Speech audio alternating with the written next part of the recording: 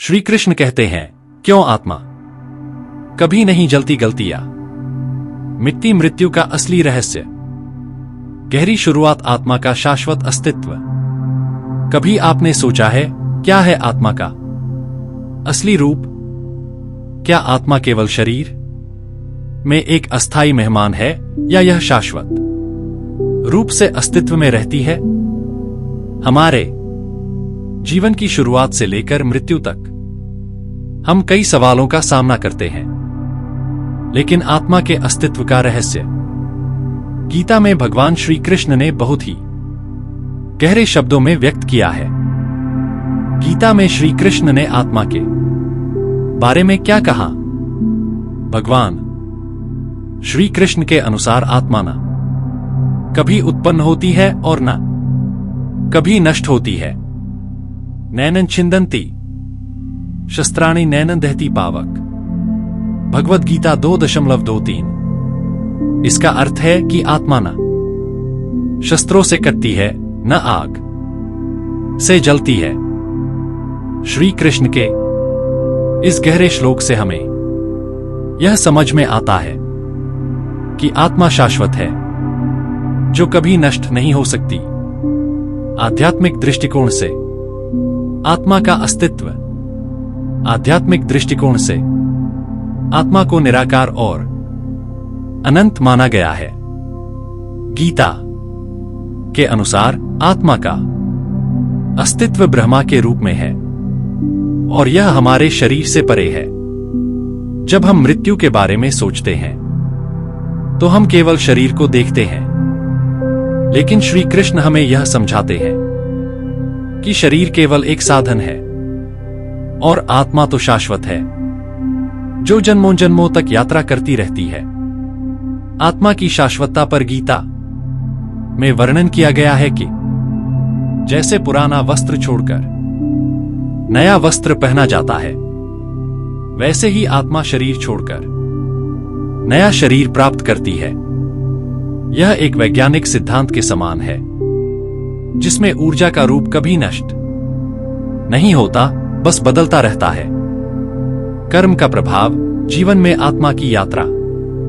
श्री कृष्ण ने गीता में यह भी बताया है कि आत्मा के जीवन में कर्म का अत्यधिक प्रभाव है। हर कर्म, चाहे वह अच्छा हो या बुरा, आत्मा के भविष्य को प्रभावित करता है। कर्मण्येवाधिकारस्ते मा फलेषु कदाचन। भगवद गीता 2.47। इसका अर्थ है कि हमें केवल अपने कर्तव्यों को करना चाहिए। परिणामों के बारे में सोचने की आवश्यकता नहीं है। कर्मों का असर आत्मा पर पड़ता है और आत्मा उसे अपने अगले जन्म में अनुभव करती है। यह दिखाता है कि आत्मा का रास्ता केवल एक शरीर से दूसरे शरीर तक नहीं, बल्कि यह कर्मों के आधार पर तय होता है। आध्यात्मिक मोक्ष और आत्मा का मिलन। श्री कृष्ण ने गीता में यह भी बताया है कि आत्मा का वास्तविक उद्देश्य मोक्ष प्राप्त करना है। मोक्ष वह अवस्था है जिसमें आत्मा पूरी तरह से ब्रह्मा के साथ मिल जाती है और इस जन्म मृत्यु के चक्र से मुक्त हो जाती है। श्री कृष्ण ने कहा था, मामुपेत्य पुण्यकर्माणो यान्ति ब्रह्म सन्निधानम। भगवद गीता 15.6। इसका अर्थ है कि पुण्य कर्म करने वाले लोग अंततः भगवान के पास पहुंच जाते हैं, जहां वे जन्म मृत्यु के चक्र से मुक्त हो जाते हैं। यमराज और नारद का संवाद। मृत्यु के रहस्यों का अनावरण। यह कहानी बहुत पुरानी है। एक समय की बात है जब नारद मुनि, जो ब्रह्मा के आशीर्वाद से भगवान विष्णु के सबसे प्रिय भक्तों में से एक थे, यमराज के पास गए। नारद के मन में एक गहरा सवाल था, मृत्यु क्या है और मृत्यु के बाद आत्मा का क्या होता है? यह संवाद न केवल हमारे जीवन और मृत्यु के बारे में सवालों का जवाब देता है, बल्कि मृत्यु के बाद के जीवन के बारे में भी एक नया दृष्टिकोण प्रदान करता है। इस संवाद में यमराज ने जो कहा वह न केवल हमें भय के बजाय समझ और शांति की ओर अग्रसर करता है, बल्कि हमारे जीवन को समझने का एक नया तरीका भी देता है। नारद मुनि का यमराज के पास आगमन। एक दिन नारद मुनि भगवान विष्णु का स्मरण करते हुए यमराज के पास पहुंचे। यमराज, जो मृत्यु के देवता माने जाते हैं, उन्होंने नारद का स्वागत किया और नारद ने उनसे पूछा, हे यमराज, क्या मृत्यु वास्तव में एक अनिवार्य और अपरिहार्य घटना है या फिर यह किसी कारणवश होती है? क्या हमें मृत्यु के बाद के जीवन का कोई संकेत मिल सकता है? यमराज हंसते हुए बोले, नारद, मृत्यु के बारे में सोचना भी बहुत मुश्किल होता है, क्योंकि यह हर किसी के लिए अलग होती है। हर जीव की मृत्यु एक निश्चित समय पर होती है, लेकिन यह समय और कारण एक बहुत गहरे नियम से जुड़े होते हैं। यह नियम कर्मों से जुड़ा है। कर्म और मृत्यु का कनेक्शन। यमराज ने कहा, मृत्यु का मुख्य कारण कर्मों का फल है।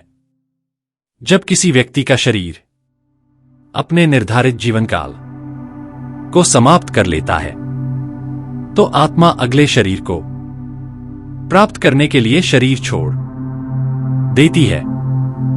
परंतु यह समझना आवश्यक है कि हर व्यक्ति की मृत्यु एक कर्मफल के रूप में होती है।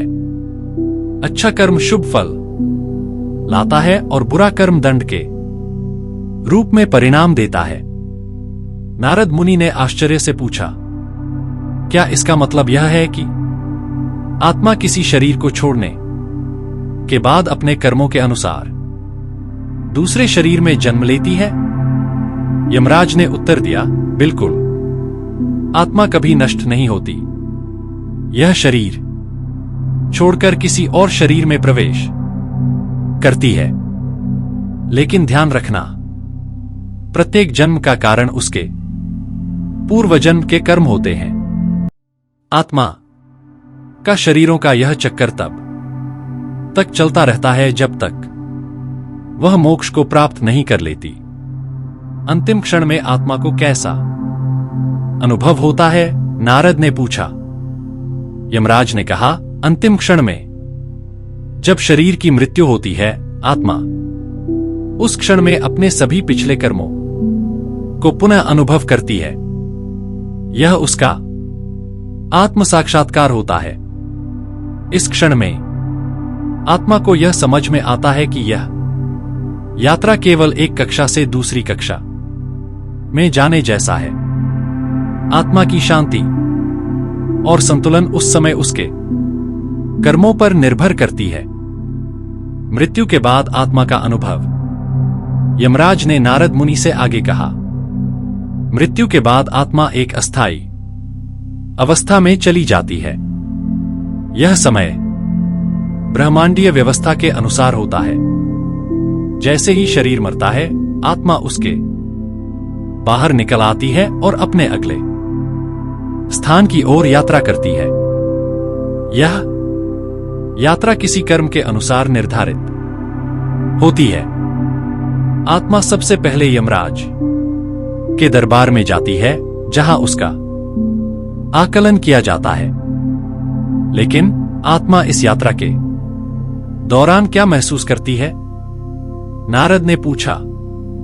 यमराज ने उत्तर दिया, आत्मा इस यात्रा में दोनों तरह के अनुभवों का सामना करती है, सुख और दुख।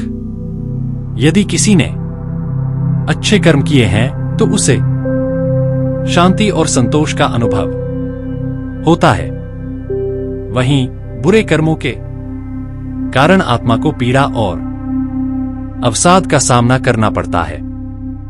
यह यात्रा आत्मा को शुद्ध करने की प्रक्रिया होती है, ताकि वह अपने अगले जन्म में एक और अवसर प्राप्त कर सके। शरीर छोड़ने का अंतिम क्षण आत्मा की असली यात्रा। यमराज ने एक बहुत महत्वपूर्ण बात बताई, जब कोई व्यक्ति शरीर छोड़ता है तो वह अंतिम क्षण में आत्मा को एक शांति और निराकार अनुभव होता है। यह अवस्था ऐसी होती है जैसे आत्मा किसी भारी बोझ को छोड़कर मुक्त हो जाती है। यह क्षण बहुत महत्वपूर्ण होता है क्योंकि यहीं पर आत्मा के अगले कर्मों का निर्धारण होता है। अंतिम क्षण में आत्मा को कैसा अनुभव होता है? नारद ने पूछा। यमराज ने कहा, अंतिम क्षण में जब शरीर की मृत्यु होती है, आत्मा उस क्षण में अपने सभी पिछले कर्मों को पुनः अनुभव करती है। यह उसका आत्म साक्षात्कार होता है। इस क्षण में आत्मा को यह समझ में आता है कि यह यात्रा केवल एक कक्षा से दूसरी कक्षा में जाने जैसा है। आत्मा की शांति और संतुलन उस समय उसके कर्मों पर निर्भर करती है। मोक्ष और आत्मा का मिलन। यमराज ने नारद मुनि से कहा, मोक्ष वह अवस्था है जब आत्मा पूरी तरह से जन्म मृत्यु के चक्र से मुक्त हो जाती है। यह अवस्था तब प्राप्त होती है जब आत्मा अपने समस्त कर्मों से पार हो जाती है और ब्रह्मा से मिल जाती है। यह मिलन जीवन के अंतिम उद्देश्य का प्रतीक होता है, जिसमें आत्मा को अनंत शांति और सुख की प्राप्ति होती है। नारद ने पूछा, तो क्या हर आत्मा मोक्ष को प्राप्त कर सकती है? यमराज ने कहा, हर आत्मा के पास मोक्ष प्राप्त करने का अवसर होता है, लेकिन इसके लिए उसे अपने सभी कर्मों को शुद्ध करना होता है। यही कारण है कि शुद्ध जीवन जीना, अच्छे कर्म करना और अपने अंतर्मन को सच्चाई से जोड़ना बहुत महत्वपूर्ण है। मृत्यु के बाद आत्मा के अनुभव एक गहरी यात्रा। मृत्यु एक ऐसी रहस्यमयी घटना है जिसके बाद हर व्यक्ति के मन में कई सवाल उठते हैं। आत्मा कहा जाती है। क्या मृत्यु के बाद आत्मा का कोई अनुभव होता है? क्या आत्मा शांति प्राप्त करती है या वह किसी भटकाव की स्थिति में रहती है? इन सवालों के जवाब आज भी अनसुलझे हैं, लेकिन विभिन्न धार्मिक और दार्शनिक दृष्टिकोणों से हमें कुछ संकेत मिलते हैं।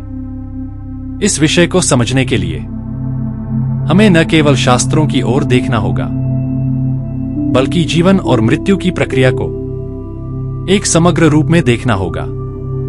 आत्मा की यात्रा का आरंभ, शरीर छोड़ने का पहला पल। मृत्यु के बाद आत्मा का अनुभव तब शुरू होता है जब शरीर अपना अंतिम श्वास छोड़ता है। कई धार्मिक ग्रंथों में कहा गया है कि जैसे ही शरीर की मृत्यु होती है, आत्मा शरीर से बाहर निकलती है। यह वह क्षण होता है जब आत्मा के लिए एक नई यात्रा शुरू होती है। शास्त्रों के अनुसार आत्मा का यह सफर एक अदृश्य और गहरे अनुभव से भरा होता है। गीता के श्लोक में भगवान श्री कृष्ण ने कहा है, नैनन छिंदन्ति शस्त्राणि नैनन दहति पावक न चैन क्लिद्यन्त्यापो न शोष्यति मारुत। भगवद गीता 2.23। इस श्लोक का अर्थ है कि आत्मा न तो शस्त्रों से मारी जा सकती है, न अग्नि से जल सकती है, न जल से भीग सकती है और न ही वायु से सूखी जा सकती है। इसका मतलब है कि आत्मा अविनाशी है और वह मृत्यु के बाद अपने अगले शरीर की ओर प्रवृत्त होती है। लेकिन इसका अनुभव आत्मा के कर्मों और उसके आंतरिक शुद्धता के स्तर पर निर्भर करता है। आत्मा की यथास्थिति, क्या मृत्यु के बाद आत्मा शांति का अनुभव करती है? मृत्यु के बाद आत्मा को शांति या अशांति का अनुभव कैसे होता है? क्या यह उसकी मानसिक स्थिति और उसके कर्मों पर निर्भर करता है? शास्त्रों और विभिन्न ग्रंथों में इस पर व्यापक चर्चा हुई है।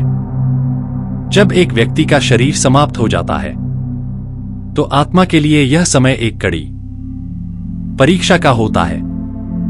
इसे एक तरह से आत्मा का आंतरिक न्याय कहा जा सकता है।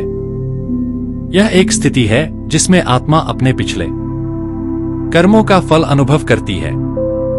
जो आत्मा अच्छे कर्मों से भरी होती है वह शांति और संतोष का अनुभव करती है, जबकि जो आत्मा अपने बुरे कर्मों के कारण दीनहीन स्थिति में होती है उसे दुख और तनाव का सामना करना पड़ता है।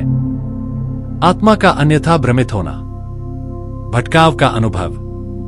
कभी कभी मृत्यु के बाद आत्मा भ्रमित हो जाती है और वह अपनी यथास्थिति को समझने में असमर्थ होती है। यह तब होता है जब किसी व्यक्ति ने अपने जीवन में बहुत से बुरे कर्म किए होते हैं। इन कर्मों के परिणामस्वरूप आत्मा अपने अगले जन्म की ओर बढ़ने से पहले भटकाव और दुख का अनुभव करती है। उदाहरण के तौर पर नारद मुनि के द्वारा कहे गए शब्दों को समझते हुए यह देखा गया है कि आत्मा तब तक भटकती रहती है जब तक वह शुद्ध नहीं हो जाती। ऐसी अवस्था में आत्मा को मार्गदर्शन की आवश्यकता होती है ताकि वह सही दिशा में जा सके और उसे अगले जन्म के लिए तैयार किया जा सके। शरीर छोड़ने के बाद यह प्रक्रिया बहुत संवेदनशील होती है। आत्मा के पास केवल दो विकल्प होते हैं, या तो वह अपने पूर्व कर्मों के अनुसार अगले शरीर में जन्म लेगी या फिर उसे अपने कर्मों की सफाई के लिए कुछ और समय का इंतजार करना पड़ेगा। मृत्यु के बाद आत्मा का निराकार अनुभव। कभी कभी मृत्यु के बाद आत्मा का अनुभव निराकार और शुद्ध शांति का होता है। यह स्थिति मोक्ष की ओर बढ़ने वाली आत्मा का हिस्सा होती है, जो अपने सभी कर्मों से मुक्त होकर परमात्मा के साथ एक हो जाती है। इस अवस्था में आत्मा किसी शरीर से जुड़ी नहीं रहती, बल्कि उसे एक अत्यधिक शांति और आंतरिक सौंदर्य का अनुभव होता है। यह अनुभव एक शुद्ध आत्मा के लिए होता है, जो अपने जीवन को सत्य और धर्म के मार्ग पर चलने में समर्पित करती है। इस अवस्था में आत्मा को किसी भी प्रकार की शारीरिक चिंता, दुख या सुख का अनुभव नहीं होता।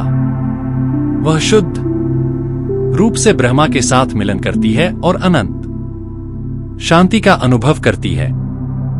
आत्मा की यात्रा के अंतिम क्षण शांति की प्राप्ति।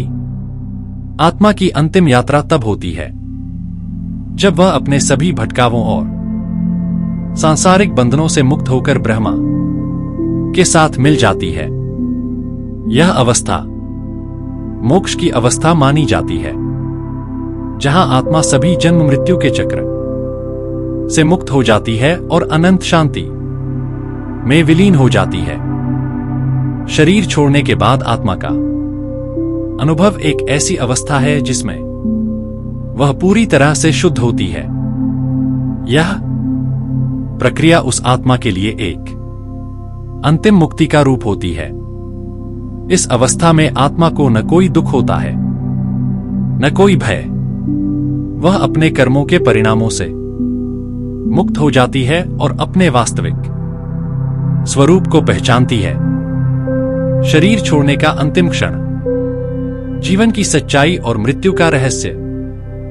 हम सभी के जीवन में मृत्यु का एक समय निश्चित है, लेकिन वह अंतिम क्षण जब आत्मा शरीर से निकलकर अपने अगले सफर पर जाती है, वास्तव में एक गहरे रहस्य से भरा हुआ है। यह वह क्षण होता है जब आत्मा और शरीर के बीच का बंधन समाप्त हो जाता है। शरीर मात्र एक पिंड है जो केवल आत्मा को इस भौतिक जगत में रहने के लिए स्थान प्रदान करता है। जैसे ही यह बंधन टूटता है, आत्मा की यात्रा एक नई दिशा में शुरू होती है। मृत्यु के अंतिम क्षण के दृश्य, शरीर की शांति और आत्मा की यात्रा। जब शरीर अपने अंतिम समय को जी रहा होता है तो इसका हर अंग धीरे धीरे निष्क्रिय होने लगता है। इसका अर्थ यह नहीं है कि आत्मा उसी पल शरीर को छोड़ देती है, बल्कि यह एक गहरी प्रक्रिया है। शरीर और आत्मा के बीच की बारीक रेखा का खात्मा समय के साथ होता है। गीता के श्लोक में भगवान श्री कृष्ण ने इस बिंदु पर ध्यान दिलाया है कि मृत्यु के समय आत्मा अपनी इच्छाओं और संकल्पों के अनुसार अपने अंतिम स्थान की ओर बढ़ती है। यह वह क्षण होता है जब व्यक्ति के जीवन के पूरे अनुभव, उसकी इच्छाएं, संकल्प और कर्म उसका मार्ग निर्धारित करते हैं। भगवद गीता के श्लोक 8.6 में भगवान श्री कृष्ण कहते हैं, यन्यम वापि स्मरण भावम त्यजत्यन्ते कलेवरम तन्तमेवैति कौन्तेय सत्यं सत्यं स प्रियतमा। यह श्लोक मृत्यु के समय आत्मा के संकल्प के महत्व को स्पष्ट करता है। जब कोई व्यक्ति मृत्यु के निकट होता है तो उसकी मानसिक स्थिति उसके अगले जन्म का निर्धारण करती है। जो व्यक्ति भगवान का ध्यान करता है या जो व्यक्ति शांति और सत्य के मार्ग पर चलता है, उसकी आत्मा मोक्ष की प्राप्ति करती है। लेकिन यदि वह अपने जीवन में किसी अन्य भटकाव में था तो उसे जन्म और मृत्यु के चक्र से बाहर निकलने के लिए और संघर्ष करना होगा। मृत्यु के समय मानसिक और शारीरिक स्थिति, शरीर के हर अंग का कार्य धीरे धीरे बंद होता है, लेकिन आत्मा की स्थिति हमेशा शुद्ध रहती है। मृत्यु के समय जो मानसिक स्थिति होती है वह बहुत मायने रखती है। जब व्यक्ति मृत्यु के निकट होता है तो मानसिक अवस्था और उसके संकल्प के प्रभाव से ही उसकी आत्मा का मार्ग निर्धारित होता है। कुछ लोग ऐसे होते हैं जो मृत्यु के समय शांति और संतुलन की स्थिति में होते हैं, जबकि कुछ ऐसे भी होते हैं जिनके पास अंतिम क्षण में बुरे विचार होते हैं। यह सोच और मानसिक अवस्था आत्मा के अगले मार्ग को प्रभावित करती है। उदाहरण के लिए, यदि किसी व्यक्ति के मन में मृत्यु के समय भय, दुख या क्रोध की भावना होती है, तो उसकी आत्मा उस भय और दुख के साथ अगले जन्म की ओर बढ़ेगी। यमराज का आगमन, आत्मा का मार्गदर्शन। यमराज, जो मृत्यु के देवता हैं, अक्सर हिंदू धर्म में मृत्यु के बाद आत्मा के मार्गदर्शक के रूप में माने जाते हैं। यमराज का कार्य यह सुनिश्चित करना है कि आत्मा को उसके कर्मों के अनुसार उचित स्थान मिले। यमराज का मार्गदर्शन आत्मा को उसके अगले सफर के लिए तैयार करता है। नारद मुनि ने एक बार यमराज से पूछा था, मृत्यु के समय आत्मा का मार्गदर्शन किस प्रकार होता है? यमराज ने उत्तर दिया था, जो व्यक्ति मृत्यु के समय अपने कर्मों और विचारों से अवगत होता है, वही आत्मा को मोक्ष प्राप्त करता है। जो आत्मा अपने कर्मों से बंधी रहती है, वह जन्म और मृत्यु के चक्र में बंधी रहती है। यह संवाद यह दर्शाता है कि आत्मा का मार्गदर्शन उसके कर्मों द्वारा निर्धारित होता है। आत्मा को उसके कर्मों के अनुसार मार्गदर्शन मिलता है और यमराज का कार्य यह सुनिश्चित करना है कि आत्मा को उसके कर्मों का फल मिले। शरीर छोड़ने के समय की विशिष्टता, जीवन का अंतिम संकल्प। शरीर छोड़ने के इस अंतिम क्षण में आत्मा के लिए यह समय अत्यंत संवेदनशील और निर्णायक होता है। जो व्यक्ति मृत्यु के समय आत्मा के अंतिम संकल्प और इच्छाओं पर ध्यान केंद्रित करता है, वह एक शांति की अवस्था प्राप्त कर सकता है। यह शांति आत्मा को उसकी यात्रा में सहायता करती है और उसे जन्म मृत्यु के चक्र से मुक्ति की दिशा में अग्रसर करती है।